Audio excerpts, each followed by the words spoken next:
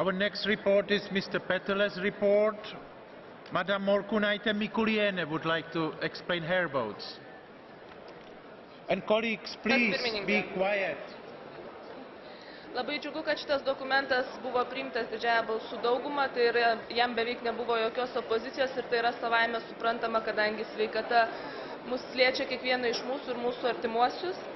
Ir sveikinu Europos parlamentą ir visus ES piliečius, taip pat pranešėją, kad šiandien buvo priimti tokie sprendimai, kurie turėtų pastumėti prie dar konkretesnių ir kryptingesnių veiksmų, siekiant ne tik gydyti vėžio susirgymus, bet ir užtikrinti vėžio susirgymų prevenciją.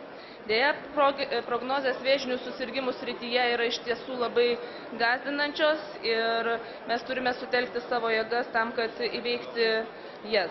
Balsavau už šio dokumento priėmimą, nes tikiu, kad integralus požiūris į vėžinius susirgymus bei kova su juo turėtų būti laikoma itin svarbia tiek Europos bendrijos, tiek valstybių narių sveikatos strategijos dalimi.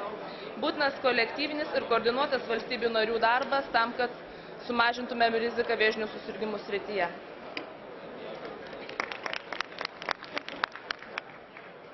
Thank you. Our next speaker is Mr. Paška.